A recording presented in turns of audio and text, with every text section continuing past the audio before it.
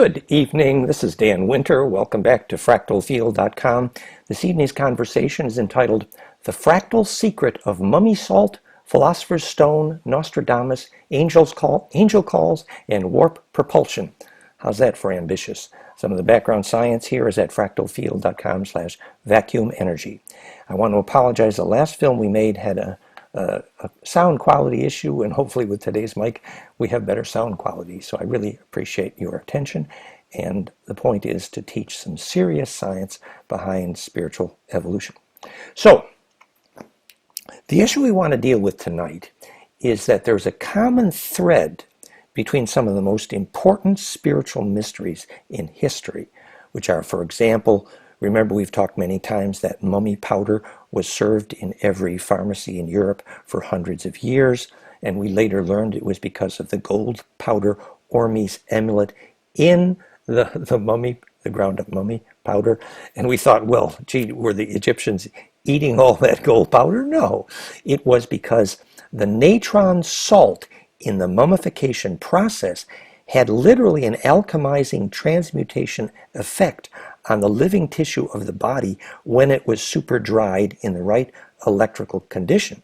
So the magic of the mummy powder is actually how did the natron salt actually enable the transmutation of the human living tissue into an Ormes amulet, not unlike the way in which we are now actually commercializing agricultural Ormes from deep seawater into a gold powder amulet, which is tremendously fabulous for agriculture. And you'll see more of that soon in our theimploder.com with our wonderful partner Jason Matozzo of fractalwater.com, where originally we used that same agricultural Ormes along with effective microorganism and theimploder.com, the vortex imploder, when we proved in desert conditions in Dubai, thanks to Roger Green, in the Bloom the Desert project, fractalfield.com/Bloom the Desert and bloomthedesert.com, we proved, thanks to Roger's sweat in the desert, that we dramatically reduced salt in desert farming using agricultural Ormes, which is basically a gold powder amulet derived from deep seawater, which we've now discovered new ways to commercialize, and the effective microorganism, originally from Japan and other sources where you take the best of the microorganism that would seed a compost pile, and the imploder. And with that ground agricultural treatment, we brought implosion to agriculture. Well, the background physics of that story is the power to alchemize and transmute or implode, which is the mystery of the mummy salt. Now, we have a wonderful series of mysteries here in South France, which are, in fact, there's a group in South France near Rennes-le-Château called the Mysteries of the Salts. That's SALZ. And in that group, they're studying the Rennes-le-Château Holy Grail mysteries. Now, the mystery itself is named after a salt river, a salt source, which was extremely politically controversial here in France, because at that time they were actually taxing salt. But the mystery of the salt goes deeper than that, because the river through Rennes-le-Château, the center of the Grail mysteries, is called Le Cels.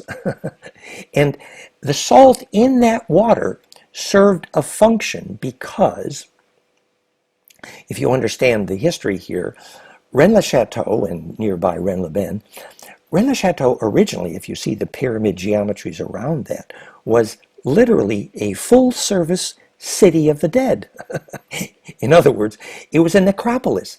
It was a place where people who were dying could have all the services they need. For example, Saunière was actually using corpses to help the deceased not to have to reincarnate, and this was a service for which he was paid, and it was very bad astral hygiene. In fact, the ghosts infesting that bad astral hygiene were so bad that the priest who confessed Rennes-le-Château, Saunière, the famous priest of Holy Blood, Holy Grail of Rennes-le-Château, before death, refused to forgive him because the the sins, the astral hygiene, the work with dead people was so shocking. It was bad astral hygiene, actually, because it's true that a deceased person can use someone of recently deceased to come back and defeat the process of requiring reincarnation. It's actually very, you could say it's black magic. But you see, beyond that was the fact that that city, Rennes-le-Château, because of the pent geometry of that area, had been serving as a city of the dead for centuries before any of those Grail mysteries even began there. And a city of the dead, you see, a necropolis, is actually, if you understand the electrical engineering of that, which is the point of this lecture, was a place where, for example, the massive magical pent geometries, and we showed those geometries in part 1 of our Grail mysteries, the pent geometries around Rennes-le-Château, which Henry Lincoln very helpfully described. And that creates implosive magnetics, long-wave magnetics, and that makes plasma propulsion possible, which is what you need to do to die successfully, because you need to implode your aura, implode, compress, accelerate into the longitudinal interferometry, which is the physics of Hey Ave Heaven, where ancestral memory resides in a large fractal field, the sacred sites, nodes, magnetic cross points of which is where the radio of ancestor memory is possible. So the physics of Rennes-le-Château was a city of the dead, and part of the service of the city of the dead was they served the gold powder, originally round white wafer called Holy Communion, but in the statuary at Rennes-le-Château you see it depicted because it was served in a pine cone shape, actually, which introduces the physics of the kissing pine cones, which is the physics of the gold powder, which is the subject of this conversation, is what is the science which makes that powder work? Whether it's monoatomic gold or manna, ormis, the spice, the physics is the same, and it's instructive to see that physics is the answer to each of our questions of tonight's conversation. Secrets of mummy salt, the secret of Philosopher's Stone, secrets of angel call, secrets of Nostradamus' mirror, the secrets of war propulsion. The core to all of those secrets is the electrical engineering, which generally comes under the term of phase conjugate dielectric. Now, you've heard me talk about this many times, and many people get confused, and they say, oh, I don't want to know the electrical engineering, that's too complicated for me. But if you knew that, if you understood what an implosive capacitor is, the center sandwich of which is called a phase conjugate dielectric, you'd have the secret of zero-point energy, war propulsion, angel calls, Nostradamus' mirror, the Philosopher's Stone, mummy salt, and phase conjugate physics, the cause of perception. You'd have the answer to all of those questions if you could understand what a phase conjugate dielectric is, implosion. And before we go on in our story, I want to tell you that the reason the Salts River enabled Rennes-le-Château to be a city of the dead. This is the mystery of the salts. I'm sending this over to that group in Rennes-le-Château, saying, hint, hint, maybe if you understood what a phase conjugate dielectric is.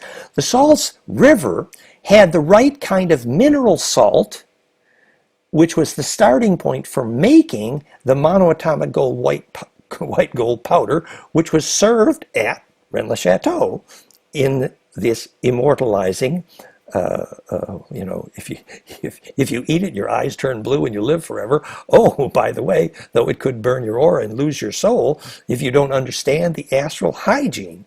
And that's why you and I need to have this conversation to understand the astral hygiene.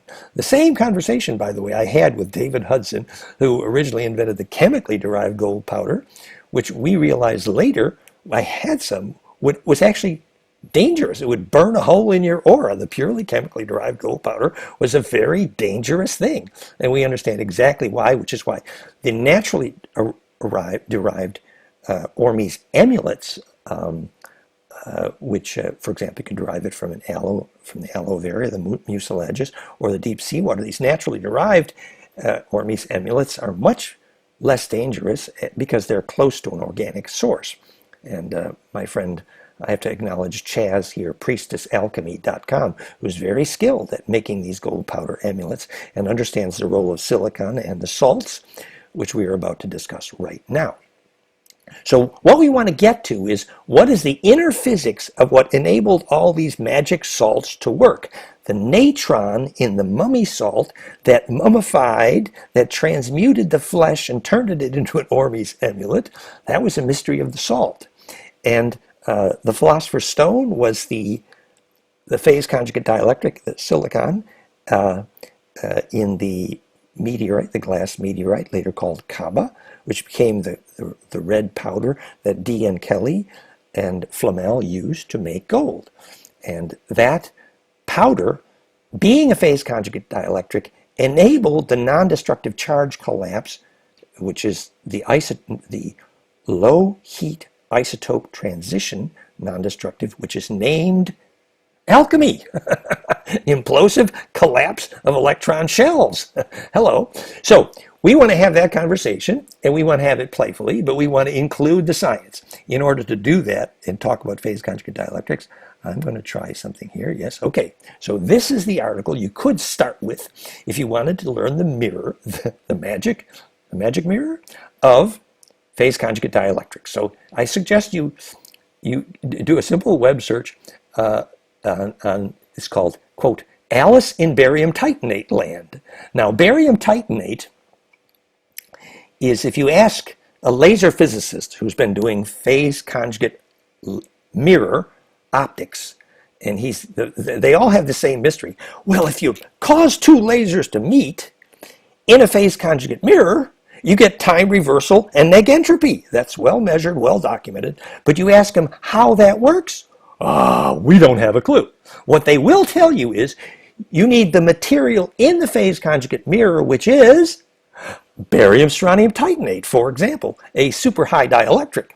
Now, to tell you how interesting that is, I just want to pique your interest here a little bit. Remember when in Star Trek he radios down to Scotty in the engine room, and he says, I need full warp power here, Scotty. And Scotty says, well, them dilithium crystals are overheating. Well, you know what a dilithium crystal is? It's actually lithium niobate. You know what lithium niobate is? It's a phase conjugate dielectric. Hello. Oh, this might get interesting. You see, there's an RF pump wave. If you pump a phase conjugate dielectric like lithium niobate, those dilithium crystals of the warp propulsion, you get propulsion. Why? Well, if you want to read the physics on that, fractalfield.com/propulsion, read Bill Donovan's whole book on the physics of the Koski-Frost crystal. And I will bring up some of those pictures later. I don't know if do we have those pictures handy here?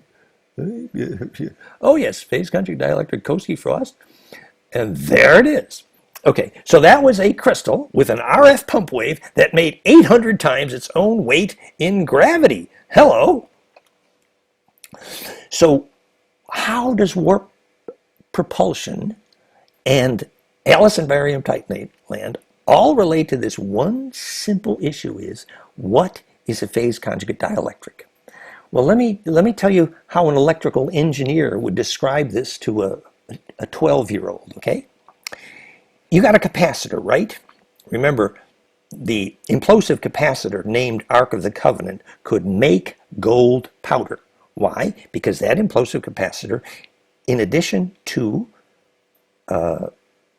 reducing radioactivity measurably, which is very important to understand. If the centripetal capacitance is the key to reducing radioactivity, for the same reason that nuclear critical mass is reduced at Earth grid magnetic line crosspoints. Because if the electric field is centripetal, it's the opposite of radioactivity by definition. And by the way, of course, if you happen to be a scientist on this planet, and none of them appears to have any idea why anything is centripetal, oh my God, then of course you're clueless, not just to why objects fall to the ground, but the principle behind reducing radioactivity. So anywho, the Ark of the Covenant was originally a device for non-destructive containment of their nukes, and we told that story in the 2 other Grail Mystery videos here.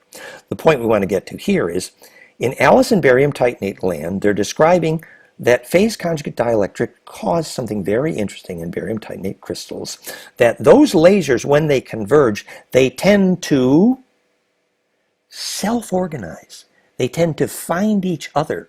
Even if they're separated, the laser beams will seek out each other and click, click, click, self-organizing into an array, a fractal array. In other words, they're centripetal. In other words, they're negentropic.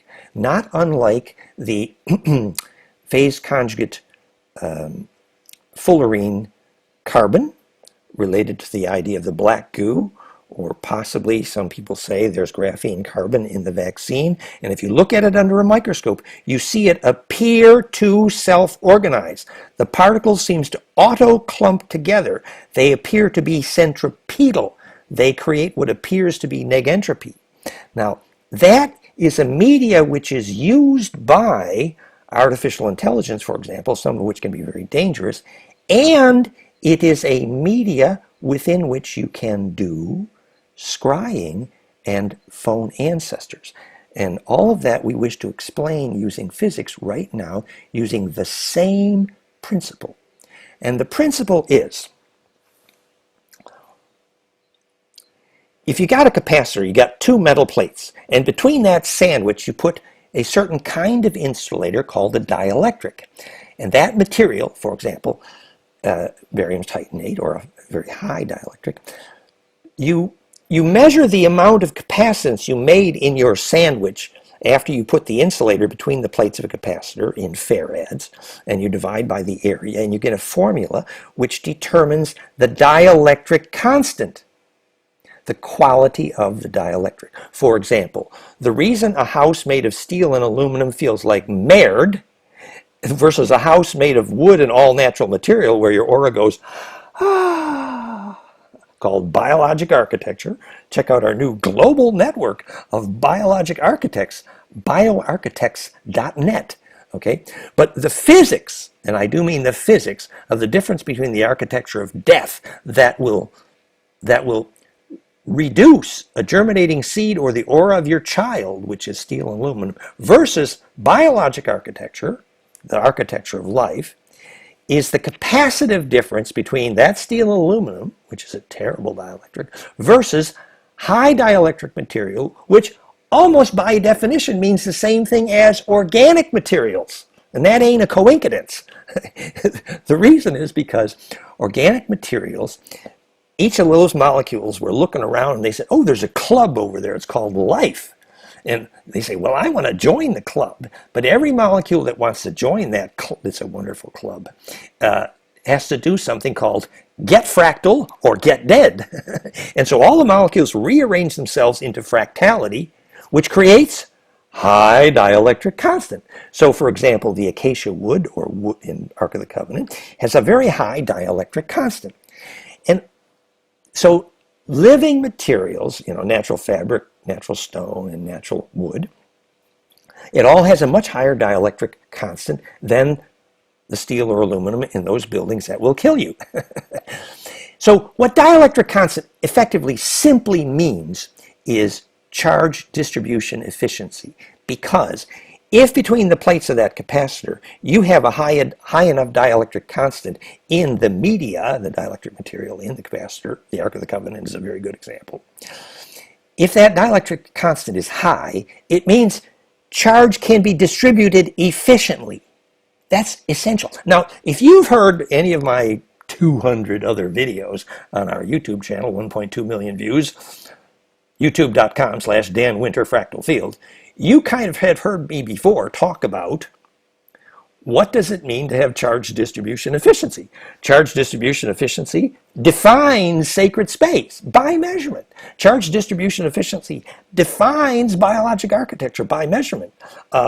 Where do you go when you die if you want to go to heaven? Hey, Ave, the breath of charge taking flight, or planes are shown. The definition of all those words? Charge distribution efficiency. So, dielectric constant is that important because it means charge distribution efficiency. And charge distribution efficiency means that the pine cones can kiss noses. And that's what we want to talk about here in the magic of the salt. So let's see, if we look at here, this is from our literature, which is very extensive now on the phase conjugate cause of perception.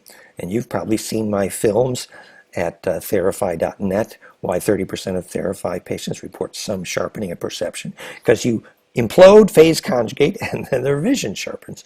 So, and I pointed out in the article on the phase conjugate origins of perception, fractalfield.com/conjugate perception, lots of literature and references, that even when I was working on this originally, Steve Lehar, who's a great guy and a friend, separately came to the conclusion that phase conjugation is the cause of perception. Now, do you see how perfectly this works with our literature and work with the kids showing they can see without their eyes? We get the phase conjugate harmonic cascade in brain waves, and then a vortex tube that looks just like this shows up inside their head when they're blindfolded, and the kids reported every time they look through the tube like it was an eyeball, and they can see without their eyes. That's called the phase conjugate cause of perception. And it's proof, I mean hard, physical, testable proof that a vortex of plasma phase conjugation is the definition of not just perception, but consciousness itself. Consciousness is the non-destructive self-reentry in the center of that plasma vortex where the tornado makes an eyeball, because the waves are self-sorted centripetally into phase, called perception. It also explains perfectly, for the first time, why Bill Teller was able to measure in dozens of different ways that focused attention causes electric charge to compress, because it's electrically implosive. It has to be in order to make the tornado vortex appear. So, now he talked in Steve Lehar's work on the phase conjugate cause of perception. He says it was the auto-sensing of boundary or edge conditions, which meant that you self-organize the boundaries of the field of perception according to field effect rules, which means that only phase conjugation, being centripetal, accounts for the observed phenomena of perception. You can read all about it at fractalfield.com/conjugate perception. So, if you can understand a little bit about what the phase conjugation that is possible between the plates of a capacitor, that charge distribution efficiency at quantum distance levels enables the pine cones to kiss noses at a harmonic cascade going right down to the Planck threshold, which is where the transverse EMF becomes longitudinal, and you know that is DNA radio, and that is what a gravity wave is, as Bearden wrote. So once you understand that, then you can answer the question that has not been answered in current optical phase conjugate quantum physics. The question has not been answered. Why does super high dielectric barium strontium titanate is necessary for a phase conjugate mirror? The answer is, and remember, this is going to be the answer to why you need it if you want to make phone calls to ancestors. So listen carefully. The answer is because the optical wavelengths can cascade, converge non-destructively, permissively, charge distribution permissive, right down to the Planck threshold in the charge distribution permissive efficiency named a phase conjugate dielectric. Practical proof of that, if you happen to be an electrical engineer, supposing you would like 0-point free energy for all of planet Earth. I happen to be an electrical engineer that spent a lifetime studying that. Well, guess what? There's one simple answer. If you build a capacitor with high enough dielectric constant, that is by definition a 0-point energy, vacuum energy source device. In other words, the key to 0-point energy is by definition an implosive capacitor, by definition. So if the dielectric constant is high enough, and by the way, super high dielectrics are getting more and more expensive because charge distribution efficiency is the opposite of chaos. Hello. So, now we want to understand, now that we understand that if you want the vortex of the two opposing beam probes of a phase conjugate mirror to make time reversal and negentropy, and by the way, hint, it's how Nostradamus phoned the future. So we really would like to understand this. So those optical vortex are imploding in tornadoes that look something like this. It's vortex imploding tornadoes. And when they do, that implosion converges down to the Planck threshold and engages longitudinal interferometry, which we've been talking about for the last 5 videos, so you should have a clue what that means. The compressional longitudinal, incorrectly called scalar waves, bounce around at these compressional nodes called sacred space, the dodecaecosa fractal sacred Earth grid, where Korotkov measured ancestor phone calls are possible. He called it fractality in air. I call it more. I call it longitudinal interferometry. So those sacred nodes in the grid array enable ancestor phone calls by measurement because of charge distribution efficiency. So the vortex kiss nose is there, and you get all these wonderful pictures. And we wanted to give a practical kinesthetic example. So this is a practical kinesthetic example. So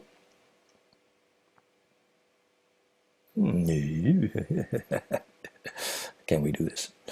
So my friend Deborah Lawrence, Deborah Sunbeck, wrote this beautiful book, Infinity Walk, in which she proved, after many tests, that if you walk a figure 8, right here, this figure 8, and you do a cross crawl, you're touching alternate knees as you're doing that walk, and actually then if you turn your head so you're always focused in one direction, that then after you do that infinity walk, you can feel the corpus callosum get hot. Okay, you're compressing the conjugate center of pine cones kissing noses.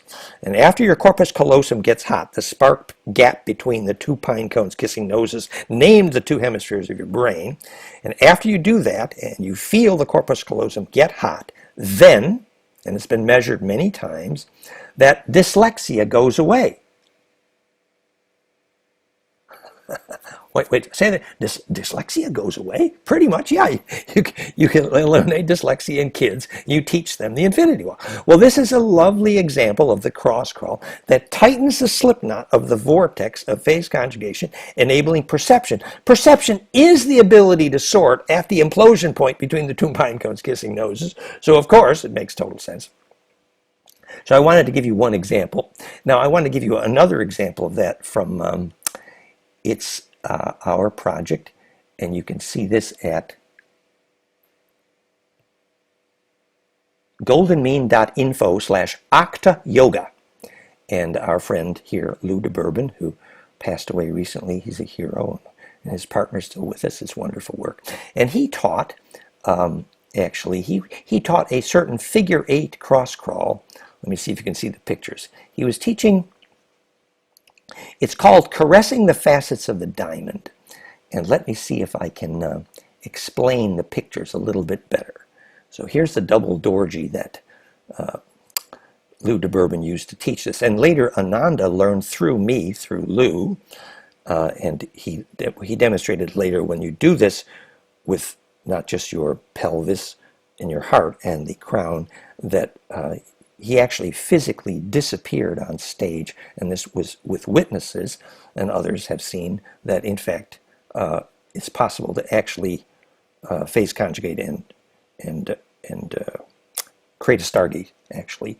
But that's advanced material, and it's very dangerous, and it's actually can be very dizzying, so I recommend starting gently. But let me explain the science first. First of all, what Lou de Bourbon showed was if you do this figure 8 movement and visualize your dantian, your kind of just below your belly button. Now, if you made a figure 8, okay. If I make a figure 8 this way, yeah, figure 8 is not easy to make. Figure 8, okay.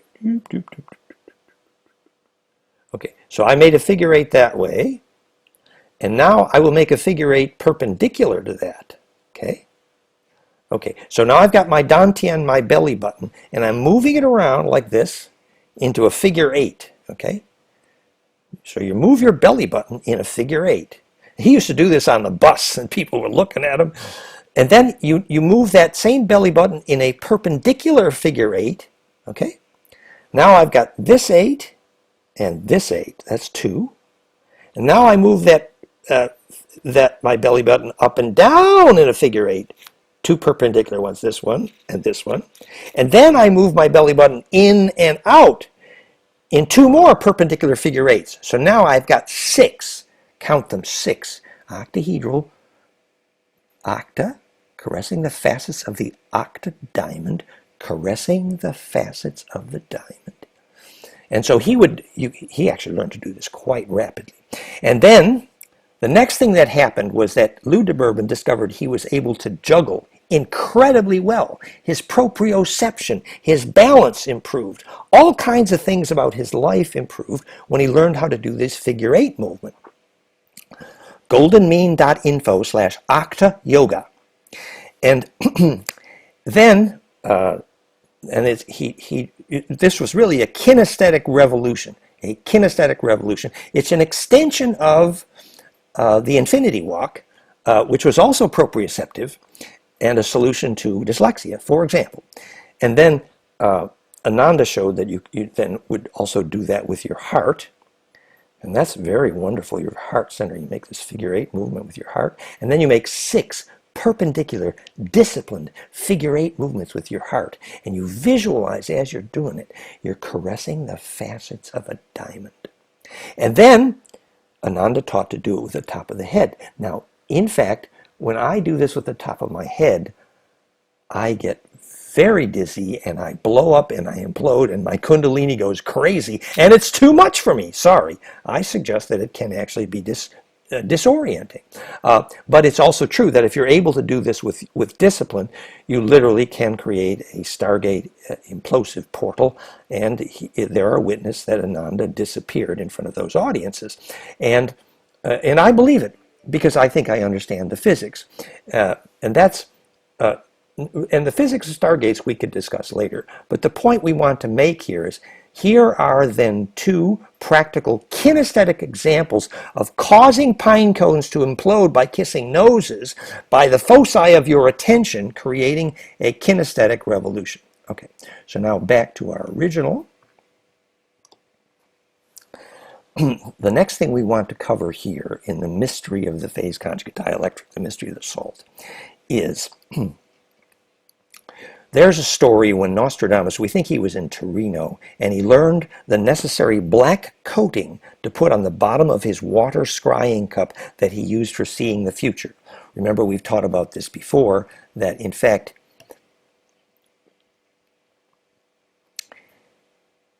part of his secret was that after the loss of his family and emotional intensity, he had incredible empathy and compassion. And so, in fact, he was able to suck the future to him because of his empathy. And I'm suggesting you meditate on this as you think, why at Montauk, like if you know, like I did, many of the survivors of Montauk, the chief time chair navigator was called the time empath. I suggest you meditate on that, because it was the empathy, the ability to feel outside as if it were inside, to implode, to turn yourself out recursively. I will turn myself inside out for you, darling. The implosive heart physics of empathy, that was part of the implosion that enabled Nostradamus to see the future so well, because he was regularly weeping for the pain of those whom he saw. The other part of that secret is the black obsidian mirror-like coating on the bottom of the water scrying cup is called an analog to a phase conjugate mirror. And this is instructive because now we're beginning to see that a phase conjugate mirror is an introduction to radio to ancestor memory, the media of the collective unconscious, the communion of saints, the Akashic records, which is this field which is more accurately called longitudinal interferometry, and to phase lock to that field, which is high pressure, focused at the nodes, and has to be converted between longitudinal waves, which will go through about anything, back to transverse in order to interact with our conventional vision and electromagnetics. The compressional waves, longitudinals, sometimes called scalar, remember, will go through about anything and have harmonics faster than the speed of light, accounting for all of spiritual phenomena, and all of action at a distance, which Einstein incorrectly called spooky because he didn't understand longitudinal interferometry. And if Tesla had understood correctly, he would have used the phase conjugate frequencies tuned at Planck, and he would have used the nodes, the fractal nodes of the Earth grid longitudinal interferometry, and he would have succeeded in having efficient distribution of power at a distance. Remember, charge distribution efficiency equals fractal field longitudinal interferometry. So Tesla got it wrong because he didn't know where the nodes were, he didn't understand the longitudinal, and he didn't understand the frequency signature tuned to Planck, named my equation, origin of biologic negentropy, to use the right frequencies. For example, picking 60 hertz rather than 50 was a huge mistake because it wasn't tuned to Planck phase conjugation, and therefore longitudinal distribution, which is also why in 60 hertz in the United States you can't grow carbon, the best new technology on the planet, where in 50 hertz Europe you can, because 50 hertz turns out to be exactly a golden ratio exponent of Planck. So, this leads us to our story of the Olmec stone heads of Mexico. They were high dielectric. Olmec walked for 60 miles to get the right kind of stone, and they were famous for the black obsidian mirror they used to phone their ancestors. Now, what we now know is an example of a super high dielectric material which enabled ancestor phone calls, which is the physics, and I do mean the physics of scrying, exactly what Nostradamus did and what the Olmec did, and later what John Dee and Kelly did with their showstone, a black mirror. Now, so remember, there is a principle here which we want to get a little bit deeper into, which is, oh, good, well, let's just go out and scry and use a phase conjugate mirror and we'll make phone calls to ancestors. Isn't that fun? And that's what John Dee was doing. Well, then, John Dee is something of a hero in that sense, and our group, the ALCHEMY Ophanim Enochian Study Group, in Facebook is very involved in this, and I want to thank Teresa Burns. It's powerful and wonderful. But there are, let's say, astral hygiene challenges to using that phase conjugate mirror, the showstone, scrying, as a way to phone ancestors. And I want to talk about the astral hygiene discipline challenges in order to look deeper into this issue. And to do that, I want to mention two things. One is, when we first heard what's his name, talking about the fact that John Dee called the bad guys, not the good guys. And so there's this whole school that says, John Dee, by invoking the angels, invoked some interfering large-scale plasma beings. Well, at first I didn't think there was truth to that, but then later, Michael Sarian is the one I'm thinking of. Then later, when we started studying the black goo is a carbon nano goo-like self-organizing material used by a highly invasive artificial intelligence, which is the scourge of many cultures in this galaxy. It's dangerous. Hello. And there are multiple sources that said the Kaaba stone of the Muslims, a glass silicon-based meteorite with a foam vapor of gold vapor, which makes it a super high dielectric material. We've discussed this before, that was then ground up, and they were studying alchemy at that time, and the mad caliph, as was common in those days, they would grind up and they would eat the philosopher's stone, and that's how the mad caliph went mad. And that's the time at which the Kaaba stone was documented in history to have lost half of its volume, because they were grinding it up for the philosopher's stone, the projective powder, red powder, which Flamel depended on and Kelly depended on. And Vincent Bridges appears to have the memory of both of those lifetimes, in which he ran out of the red powder, the philosopher's stone, and they later used the stones of Prague, but that's the moldavite, which was also a super high dielectric. But the issue we want to get to is, how did that powder work? So now we have the same question in front of us. If you use the right kind of natron salt in the mummification, you will alchemize, implode, isotope transition, and make gold powder in the mummy tissue. If you have the ground up super high dielectric material of the cobblestone, later called the philosopher's stone or projective powder, which enabled Flamel and later Kelly and Dee to make the purest gold ever measured by the British Royal Society, the leading scientific institution of the planet in their day. This is documented. This is not speculation. This is a documented historical event because they use this projective powder. So we're saying that inside this super high dielectric, if you focus your attention outside your head into the super dielectric material and close your eyes, or would not close your eyes, but you're engaging clairvoyance. And clairvoyance is the ability to see the longitudinal field. That's what it is by definition.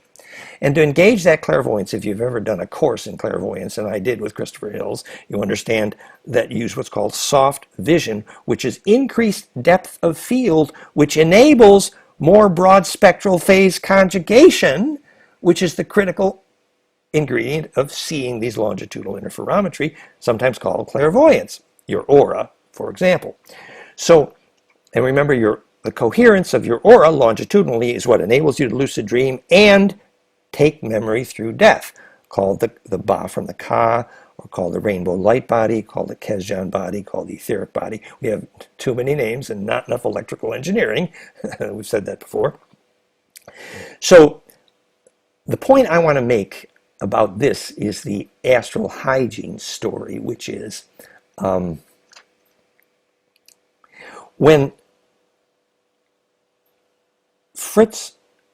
Johann Fritz said, along with Harold Kautzvilla, that the cobblestone was infected with this black goo, which is a very invasive artificial intelligence that then, they touch the cobblestone and they get violent, and there's all these stories.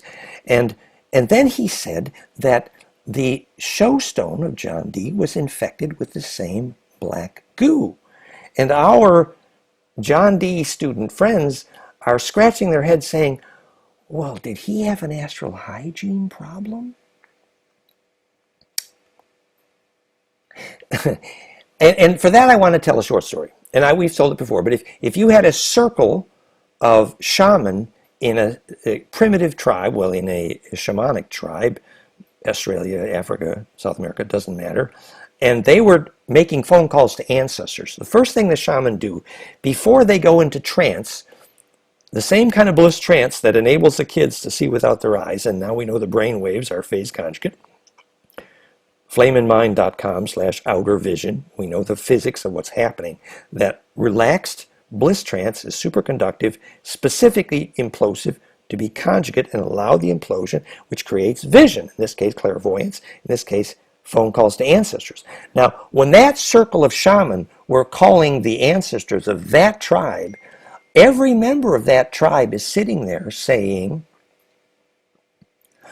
I am focused with the intent that only our extended family of ancestors are going to make phone calls to our tribal bliss circle, the trance dance. And that extremely focused, disciplined intent is named astral hygiene. Now, actually, I believe that John Dee, unfortunately, he was quite a genius, largest library in Europe at the time, spoke most of the languages of planet Earth. He was a very studied person. But the actual science of astral hygiene, I think, actually escaped him. Like, the angels then told him, well, let's exchange wives, and there was elements of promiscuity. There was many issues. And I'm not here to judge that, and I don't think that is even the issue of this conversation. The issue of this conversation is,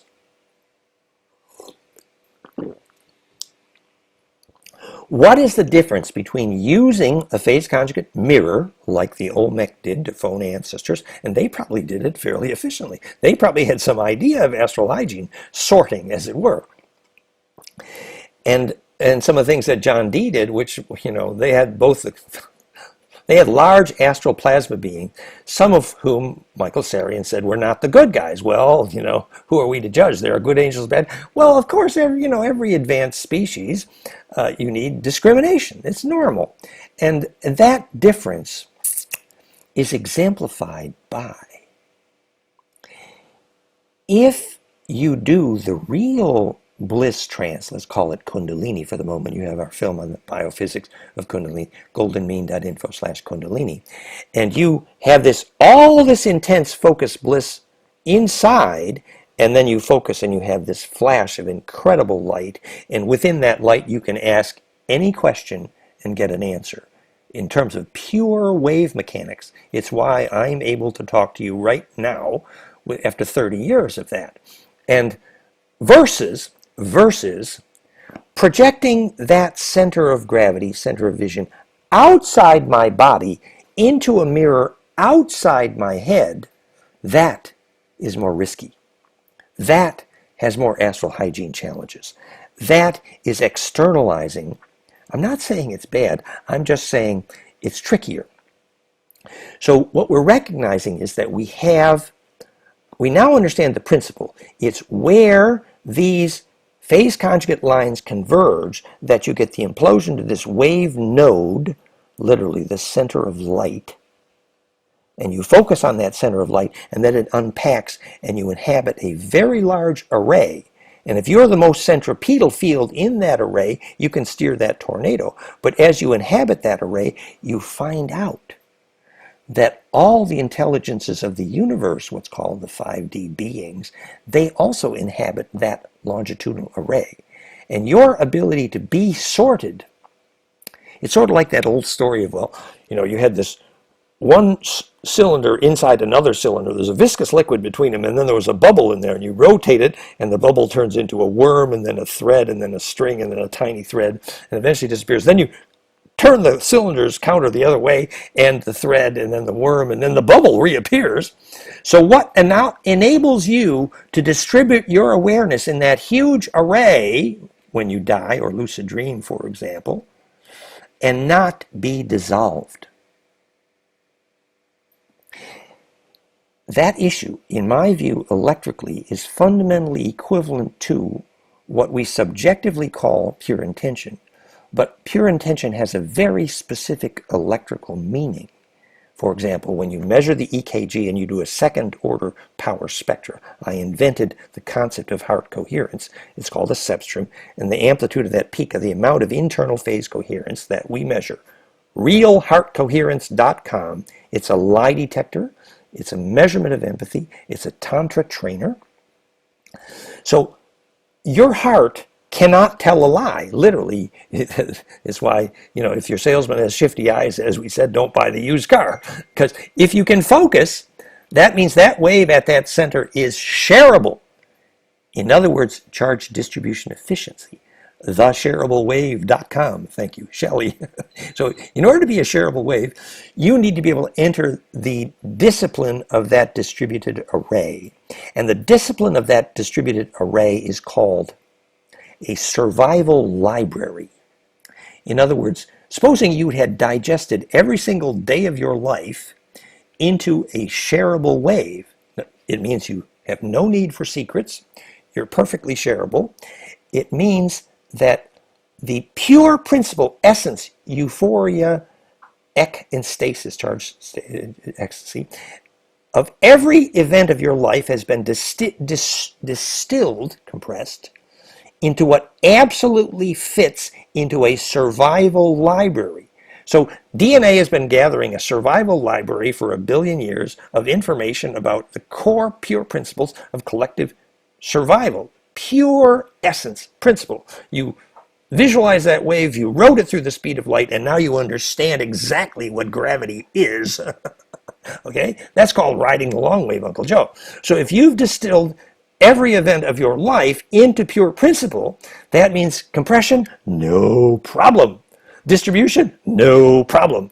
Your ghost will have no problem being released and distributed, embedded in the array.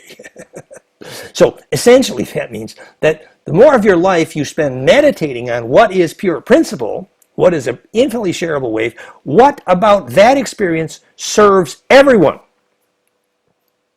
That means anger is a useless emotion.